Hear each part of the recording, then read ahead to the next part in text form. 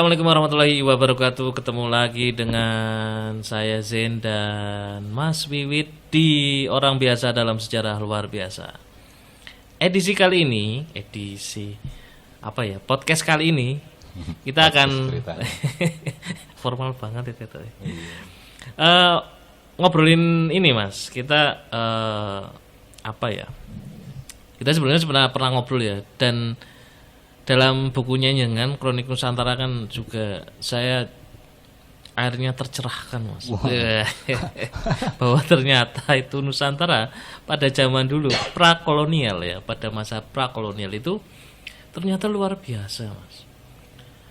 Itu saya kemudian membayangkan bagaimana sebenarnya saat kemudian Nusantara semaju itu.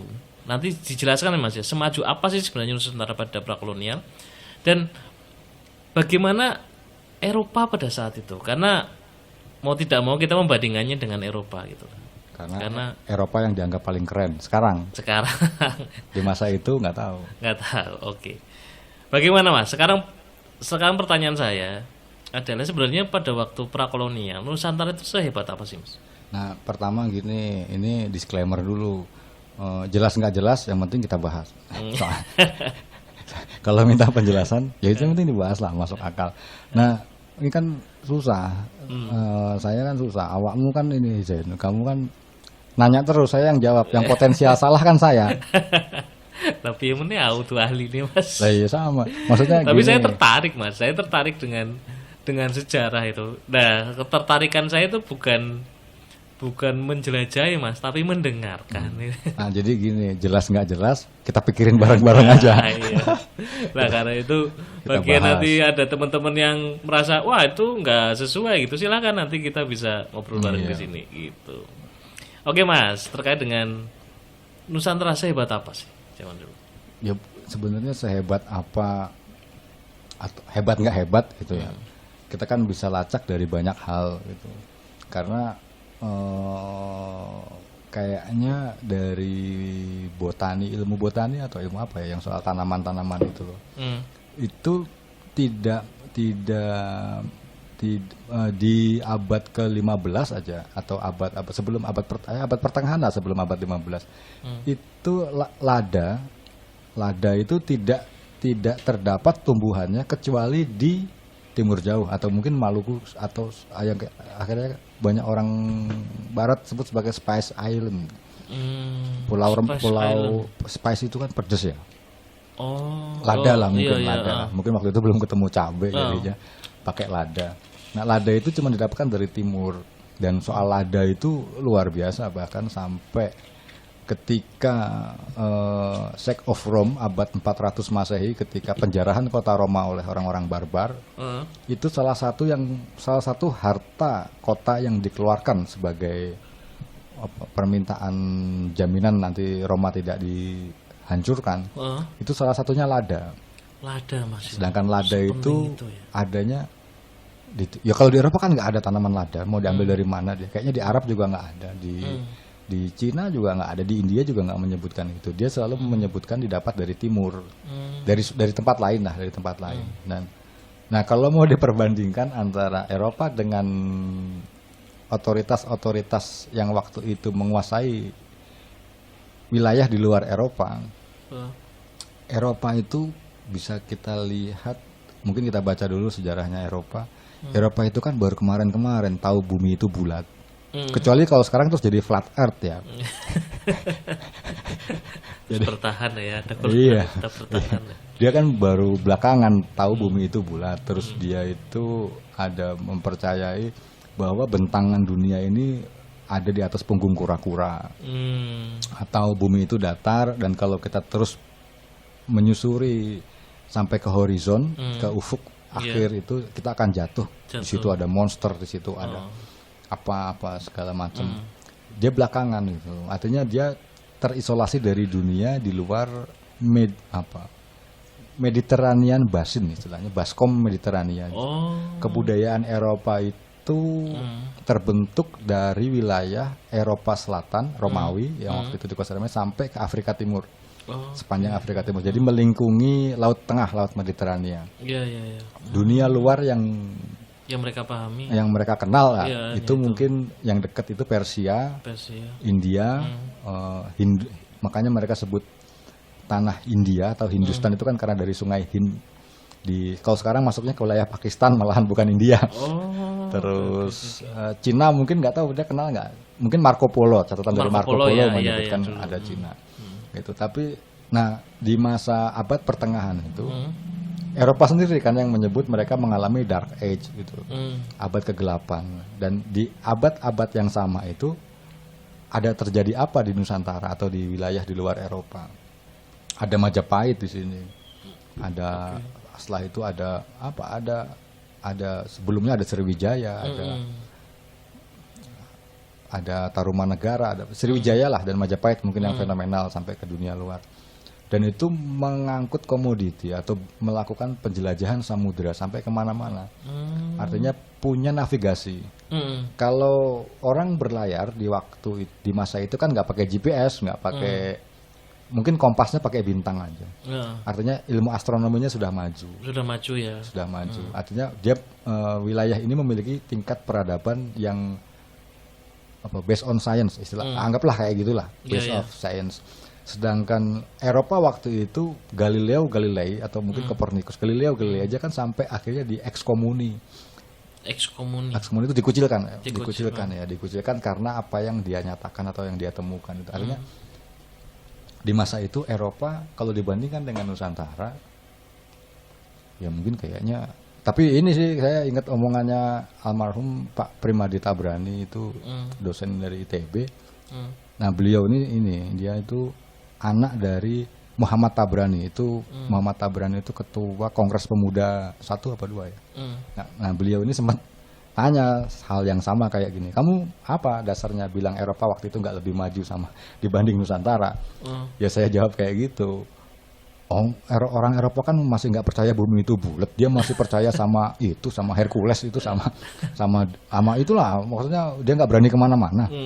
Terus kalau nanti berlayar atau berjalan lebih jauh sampai ke horizon dia bisa jatuh. Ketemu monster, ketemu Pak Primadi almarhum ketawa, ya kayak iya sih, tapi kamu nggak bisa ngomong kayak gitu di Leiden deh.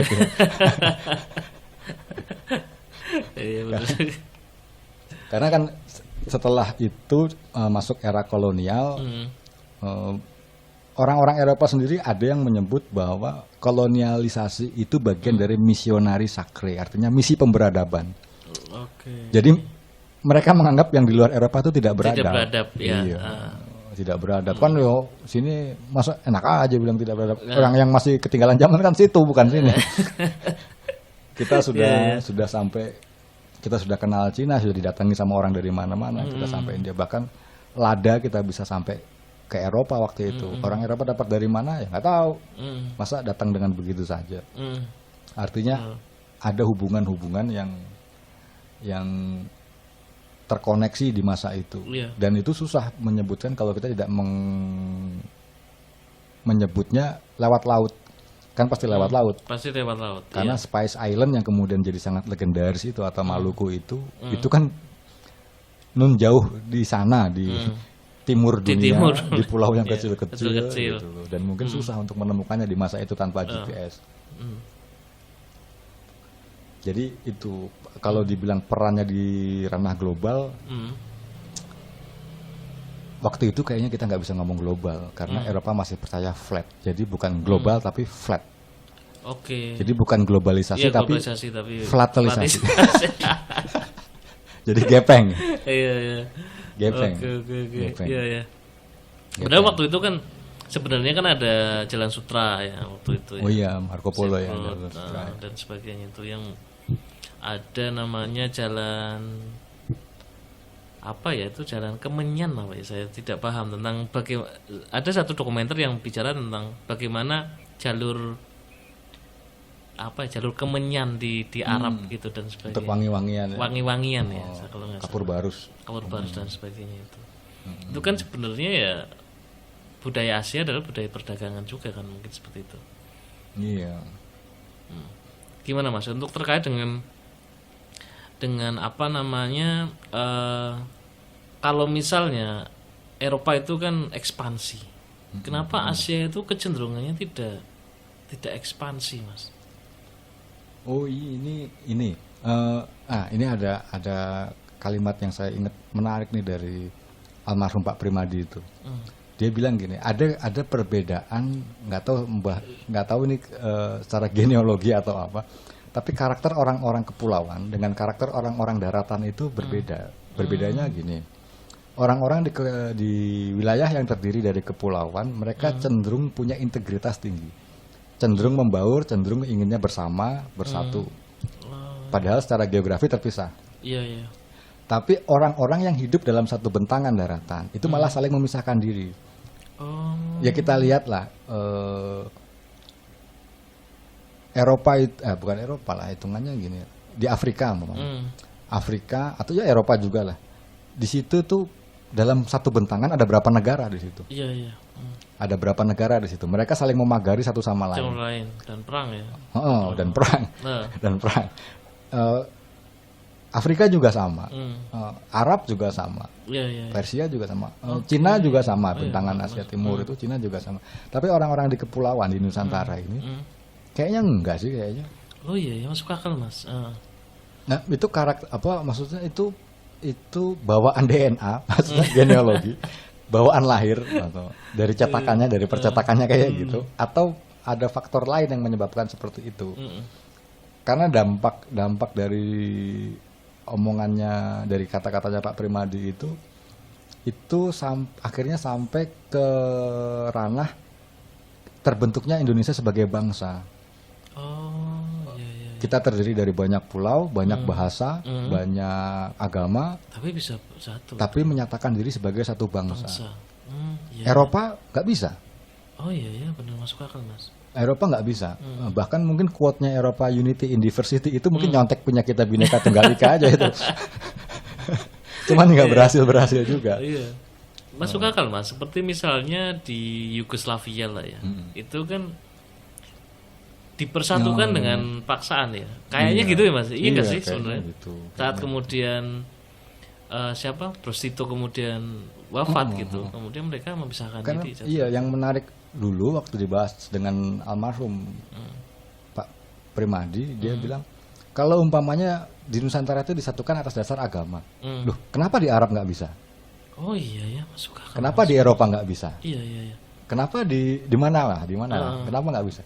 Loh, kita kan kenapa bisa? Berarti bukan agama dasarnya yang membuat di Nusantara ini orangnya cenderung bersatu. Iya. Bahkan ketika kita proklamasi dari mana-mana menyambut kemerdekaan itu. Nah, karakter itu. Nah, kalau umpamanya ini memang DNA-nya seperti ini, gawan bayi, kalau wong Jawa bilang gawan bayi, bisa dibayangkan betapa kosmopolitannya atau kebiasaan orang-orang Nusantara di masa lalu juga. Karena kan fenomena ini pasti tidak muncul secara tiba-tiba gitu. Ada akarnya, ada estafetnya. Karena selama ribuan tahun tuh Eropa juga nggak pernah bersatu. Oh iya ya. Dari sejarahnya dia ribuan tahun, di Cina juga sama, di Arab juga mungkin ada berapa negara sekarang, Afrika sendiri yang satu bentangan, Amerika benua itu juga kayak gitu. Bahkan di Australia itu akhirnya harus memarginalkan penduduk aslinya. Ya. Tapi kalau di Nusantara sendiri, fenomena terbentuknya Indonesia sebagai bangsa mungkin bukan saat itu aja, tapi di era-era sebelumnya kita punya kecenderungan atau punya DNA yang wataknya itu memang nggak mau musuhan, tapi ya. Jadi ya pokoknya SKSD aja lah, sok kenal sok dekat. Oke. Wah, ini menarik, Mas, ini. Jadi terkait dengan itu ini menarik terkait dengan masyarakat kepulauan dan masyarakat daratan ya. Oke, sekarang saya ada pertanyaan ya ini, Mas. Nah, kan banyak diingat lagi dengan mental yang nggak mau bermusuhan itu kan siapa aja pengen bergaul dong pasti sama orang Nusantara dong. Dan itu mungkin jadi alasan kenapa orang dari dataran Tiongkok datang ke sini, dari Arab, Persia ke sini. Karena emang di sini pada nggak suka musuhan. Jadi supel orangnya. Ya wajar dong kalau kita akhirnya jadi poros maritim waktu itu. Pada waktu itu ya, Mas. Waktu itu loh. Waktu setelah itu masih ya mudah-mudahan. Kalau ngomong tentang kosmopolitan, Mas, seberapa kosmopolitan Nusantara dan bagaimana gambarannya Mas? Misalnya Banten itu sekeren apa sih gitu. Kemudian kan di daerah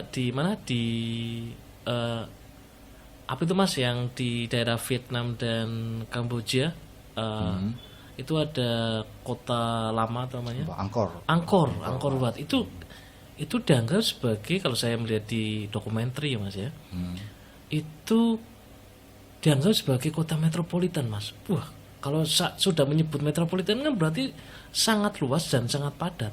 Iya, artinya nggak kurang pergaulan. Bukan pergaulan, berarti kan bangsa prakolonial itu sebenarnya bangsa Asia Tenggara khususnya. Itu bukan bangsa yang, maaf ya kalau saya sebut, bukan bangsa primitif yang tidak tahu apa-apa. Mereka bisa membangun tata ruang kota selevel metropolitan pada waktu itu. Ya kalau dilihat dari tingkat pergaulannya mungkin ya kalau waktu itu mungkin kan Eropa malahan yang kurang piknik dia. Mungkin ya tapi iya sih kayaknya sih nggak usah mungkin. Iya sih itu kurang piknik itu Eropa itu kurang piknik. Karena gini, ada kalau kita lihat karya-karya kartografi orang Eropa sendiri waktu itu dari abad ke-17 aja, dari abad artinya dari tahun 1600-an. Dia itu seneng selain membuat peta, dia seneng melukiskan kota-kota. Oh iya. Jadi kota-kota yang didatangi itu dia lukiskan. Nah, dia melukiskan kayak kota seperti Banten, Malaka itu dijajarkan dengan Damaskus, dengan apa tuh yang di Italia itu apa tuh? Venesia.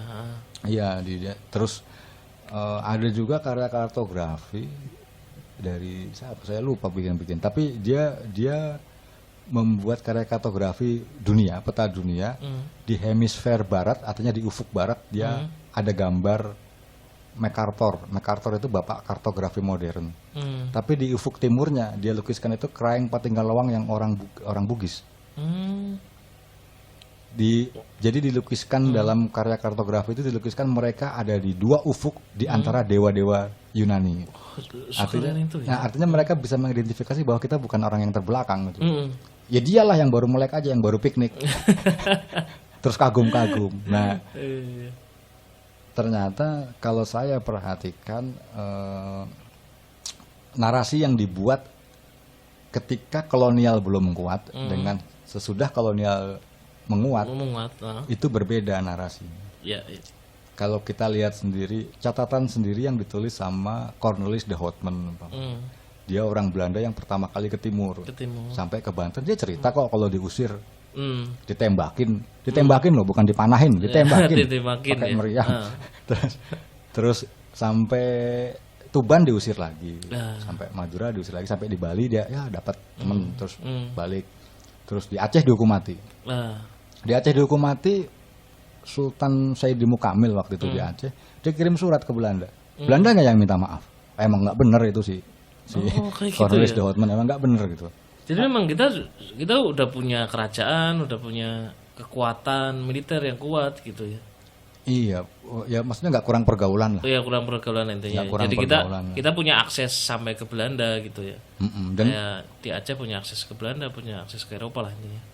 Ya mestinya kita ngomongnya bukan punya akses ke Belanda. Belanda yang punya akses ke sini, mereka yang untung tuh. Ketemu kita, dia kan yang kurang pergaulan. Kayak gitu ya, pada masa prakolonial pada masa prakolonial. Nah, cuman setelah kolonialisasi menguat, mereka menyebut kolonialisasi itu bagian dari misionari sakre, misi pemberadaban. Ya. Ya mungkin itu yang akhirnya kita kenal juga, mereka sebut politik etis. Mereka pengen mendidik orang pribumi seperti punya pendidikan. Padahal kan dia baru kemarin. Iya sih. Ya tapi memang terus kita menyerap ide-ide dari Eropa. Iya, mau tidak mau ya. Ya dari soal bagaimana membuat lembaga pendidikan, bagaimana membuat lembaga pemerintahan, membuat sistem tata negara. Ya kita pakai punya Eropa, tapi kan belakangan ini, dan ya wajar juga kalau terus Eropa bilang ini misi pemberadaban, karena sebelum itu nggak percaya. Tapi salah. Pada waktu itu juga pada masa kolonial juga ada proses panjang juga di masa kolonial, seperti dari masa kerajaan Iya. sampai kemudian masa modern gitu ya, era modern, revolusi industri dan sebagainya, Iya. Dan dampaknya kepada kita. yang ya kalau mau disesalkan, ya kenapa kita terus menerima kalau kita diberadabkan oleh Eropa, Iya padahal peradaban kita sudah pernah lebih tinggi dari Eropa. Ya jelas kan lebih tinggi lah, dia masih nggak percaya bumi itu bundar kok, masih dia nggak percaya globalisasi, dia percayanya flatalisasi, Iya iya iya. flat kan gitu. Oke, jadi menarik juga ya, intinya Nusantara itu pada zaman dulu ini kan sering kali ya, kalau saya ya kita harus mengakui bahwa pada zaman kita masih SMP atau SD malah kita melihat sejarah kita itu seperti sejarah yang terbelakang gitu ya. Nah. Kolonial itu datang dengan membawa Iya, peradaban gitu. yang lebih keren lah. Kita akhirnya berbusana seperti orang Eropa. Pada waktu itu hingga sampai kemudian kita menganggap bahwa pas waktu SD itu saya berpikir gini, waktu Sultan Agung menyerang menyerang Batavia. Batavia itu saya berpikir waktu itu bahwa kita tuh cuma bawa golok gitu. Hmm, Kita kalah karena kita bawa golok, mereka bawa bedil gitu. iya. Sesederhana itu waktu itu. Iya. Karena mungkin juga doktrin-doktrin itu, iya nggak sih mas? Ya mungkin. Tapi kalau kita lihat dari, nah makanya ini, maaf, ayo kita pikirin bareng-bareng coba. Ya. Orang Belanda datang ke Jawa, datang ke Nusantara waktu itu. Dari perbedaan iklimnya saja mereka sudah sulit. Iya, oke. Bahkan di catatan-catatan Belanda sendiri, dah register atau apalah itu, mereka nyebut tentara-tentara Belanda yang didatangkan ke Batavia di minggu-minggu atau bulan-bulan pertamanya itu bisa upacara aja udah syukur, karena biasanya dia nggak tahan panas keburu pingsan. Nah bisa dibayangin nggak kalau Itu terus belum mereka termasuk kena malaria mas. masa orang kayak gitu mau perang sama kita, ya nggak diapa-apain aja udah pingsan kok. Eh, Gitu. Oke. Tapi kenapa mereka bisa lebih menguasai? Ya itu yang mungkin nanti, ya cobalah nanti kita bikin episode berikutnya. itu kita ngobrol tentang itu ya, tentang Kenapa bagaimana kok mereka Eropa, bisa lebih menguasai? menguasai, Padahal ya. kita nggak kalah keren. Mungkin karena kita terlalu baik mas. Ya mungkin. Nah itu juga mungkin itu. Jadi kita itu gini. Mungkin terlalu lugu ya mungkin ya. Nah satu bukti dari betapa orang-orang di Nusantara itu tidak menutup diri atau tidak terisolasi. Kita menerima kebudayaan dari era Hindu, kita menerima kebudayaan dari era Buddha, kita menerima kebudayaan tradisi kesenian dan macam-macam dari Tiongkok, dari India, dari Arabia, dari Persia, dan mungkin dari Eropa juga kita ngapain kita Ngapain tolak? kita curiga gitu ya? Kita tolak, kita pakai tolak, aja kita sekarang, pakai kita aja. pakai. Bahkan sampai sekarang kita pakai musik yang diatonis, do re mi fa sol la si do, yang dulu musik kita cuma pentatonik. Ya selama itu baik kita pakai aja gitu. Artinya kita lebih mengikuti perkembangan zaman. Cuman yang nggak pas itu belum tentu Eropa lebih baik dari kita gitu. Iya. Atau ya belum tentu juga kita lebih baik dari mereka, karena sekarang kita ngikut sana. ya sih menurut saya seperti itu juga, karena ya mau tidak mau kita juga tidak bisa lepas dari revolusi industri mereka gitu ya, sampai kemudian kita kemajuan bisa teknologi mereka luar biasa yang kemudian kalau saya melihat di YouTube masih sumber saya kan cuma YouTube mas. Oh jangan YouTube. Ya, YouTube tapi yang channelnya yang keren-keren lah. Iya. Itu persenjataan ya, salah satu kemenangan Eropa adalah salah satunya adalah karena mereka sangat revolusioner untuk teknologi senjata gitu ya. Saat kita tuh adem ayam karena nggak ada pernah perang mungkin ya. Iya. Jarang ada perang, kita ya meriam ya sekecil itu, tidak pernah dibikin sebesar itu atau semasif itu atau senjatanya sebagus itu. Saya pernah juga nonton ini mas, nonton drama Korea nih mas, yang terkait dengan ternyata Joseon itu ya, kerajaan Korea Selatan pada waktu itu sebelum Korea ya maaf, bukan Korea Selatan, Korea sebelum kemudian jadi negara Korea. Salah satu kekalahan mereka itu karena mereka tidak revolusioner dalam pembuatan senjata. Saat mereka senjatanya gitu-gitu aja, orang-orang Amerika misalnya, orang Eropa itu sudah senjatanya sudah sangat revolusioner gitu. Iya, kalau jadi gini, bukan gini, jadi coba dipikirin bareng-bareng gitu. Kalau dari teknologi sebenarnya kita nggak kalah keren lah. Nggak kalah keren ya sebenarnya. Artinya kita juga kenal mesiu. Artinya si tadi Cornelis de Houtman juga dia bilang ditembakin kok pakai meriam dari ketika keluar dari Karangantu dari Banten. Terus di Aceh itu ada namanya Tuanku Malela. Ternyata Malela itu sebutan untuk flintlock, apa pistol kecil itu. Oh, pistol kecil. Ya, Artinya memang mereka punya pasukan bersenjata mesiu. Gitu. Ada batalionnya lah mungkin kalau istilah sekarang. Iya. Itu terus mungkin kekurangan kita itu di laut, armada laut. Armada laut ya Mas. Armada laut karena armada laut kita cenderung untuk kapal dagang, jadi bukan untuk kapal perang ya. jadi pertempuran kita itu kecenderungannya pertempuran di darat, jadi pasukan pendarat itu. Tapi kalau perang di laut, kayaknya kapal-kapal kita kalah sama Eropa, sama Spanyol, sama Portugis itu. Iya. Iya, masuk akal sih Mas. Kalah. Kalau saya main game Mas itu ya. The Assassin. Itu saya bisa melihat bagaimana sebenarnya apa ya, kapalnya Prancis, kapalnya Inggris itu itu sulit sulit dikalahkan. Kenapa? Mereka itu kapal mereka itu bukan untuk berdagang, mereka juga dipersenjatai dengan sangat lengkap. Iya, dan di era yang sangat dulu itu, yang kalau kita ingat tadi obrolan dengan marhum Pak Primadi kan, memang kita tuh nggak mungkin DNA-nya nggak suka bermusuhan. Gitu. Ya orang Eropa yang DNA-nya suka bermusuhan, akhirnya dia memodifikasi senjata untuk untuk penaklukan, untuk apa gitu. Dan kita orang yang nggak suka musuhan dimusuhin. Mungkin kita nggak siap di laut. Oke. Baik ya. Menarik sekali ya bicara tentang ini. Ini kayaknya cerita ini belum selesai Mas ini. Ya kita harus menyambung ke episode selanjutnya terkait dengan bagaimana hubungan dengan Nusantara dengan sebenarnya waktu itu Nusantara itu lebih banyak hubungan dengan siapa saja, misalnya siapa aja. Dan yang paling belakangan itu Eropa. Belakangan itu Eropa ya. Eropa. Okay. Kita kenal orang Tiongkok lebih dulu, kita kenal orang Persia, kita kenal orang dari Arab. Dan waktu itu gini, di eranya yang sama dengan Majapahit, itu era kekhilafahan Abbasiyah atau Muawiyah, Abbasiyah mungkin. Itu juga lagi jaya-jayanya. Gitu. Ya itu yang harus dan Eropa waktu itu belum percaya bumi bundar. Dia masih kemana-mana perang jalan kaki. Gitu. Nah, ketika mereka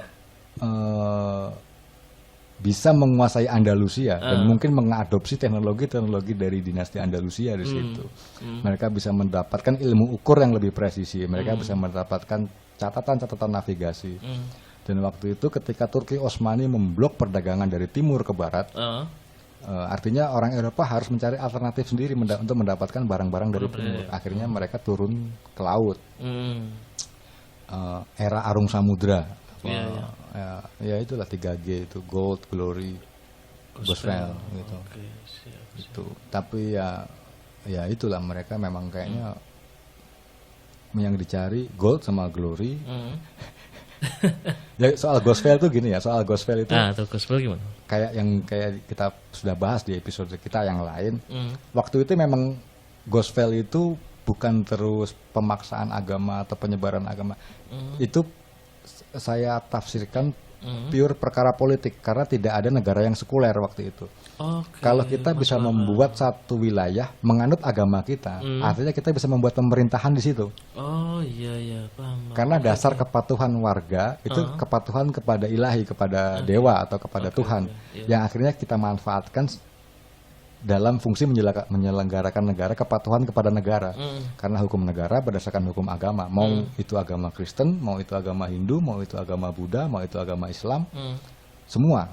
Waktu itu tidak ada negara yang sekuler, artinya gospel itu memang prasyarat mutlak kalau mau menaklukkan suatu negara, suatu wilayah. Siap. Ya kalau kita lihat Filipina sekarang pun agamanya kan seperti agamanya Spanyol Iya, yang Spanyol. mayoritas. Adalah Katolik ya. Nah, wilayah-wilayah yang tidak lama cengkramannya di tangan kolonial itu cenderung agamanya nggak convert, nggak berganti. Oke, paham. Jadi memang agama tidak bisa dilepaskan ya. Nggak bisa Tidak itu dilepaskan dalam politik jadi ya. kita nggak bisa sensitif atau nggak bisa menganggap itu sebagai pembahasan soal sara kalau karena di masa itu syarat mutlak hukum negara berdasarkan hukum agama. Jadi kalau kita tidak bawa gospel atau Portugis waktu itu tidak bawa gospel, itu tidak akan bisa menaklukkan suatu wilayah karena pasti warganya tidak akan patuh kepada negara yang baru itu. Oke, siap. Oke, menarik sekali Mas terkait dengan bagaimana agama sebagai bagian dari politik pada masa itu ya. Ya.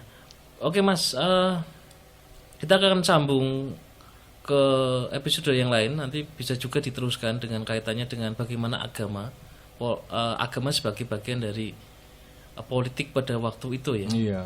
Dan nanti banyak hal yang bisa kita bicarakan. Baik, terima kasih kepada teman-teman yang masih terus mendengarkan. Ada tambahan lagi nih podcast. Gimana, sebenarnya. Mas? Episode yang lainnya itu bisa kita lihat kenapa kok militernya Eropa bisa lebih berkembang ketimbang militernya orang-orang di luar Eropa kayak di Nusantara apa di Tiongkok apa di India. Padahal peradabannya sudah pernah lebih maju. Tapi kenapa militernya nggak berkembang? Nah, itu harus kita Nanti kita kaji lagi tuh, poin lain lagi. Oke. Tapi dipikir bareng-bareng, nanti saya yang salah terus. Oke. Kalau saya terus yang jawab. Oke, teman-teman, kalau yang punya ide atau paham tentang tadi ya tentang militer dan sebagainya terkait dengan Termasuk tadi yang di agama masa atau politik. kolonial atau masa prakolonial, bisa nanti gabung di sini kita ngobrol bareng terkait dengan hal itu. Atau nyimak bareng dan protes bareng. Pokoknya yang penting diobrolkan gitu ya. Penting kita ngobrol bareng. Oke, terima kasih orang biasa dalam sejarah luar biasa. Ada yang bilang bagi sejarah katanya tak mudah mengingat nama dan peristiwa betapa susahnya. Hai rumitnya Betapa panjangnya cerita tentang manusia. Benar sejarah memang tak mudah. Mereka yang tak mengenalnya. Cerita manusia juga cerita tentang kita. Tolong katakan bagaimana caranya agar ku dapat mengerti, ku pahami hingga ku jatuh hati. Hai kawan, dengarkan sejarah selalu berulang.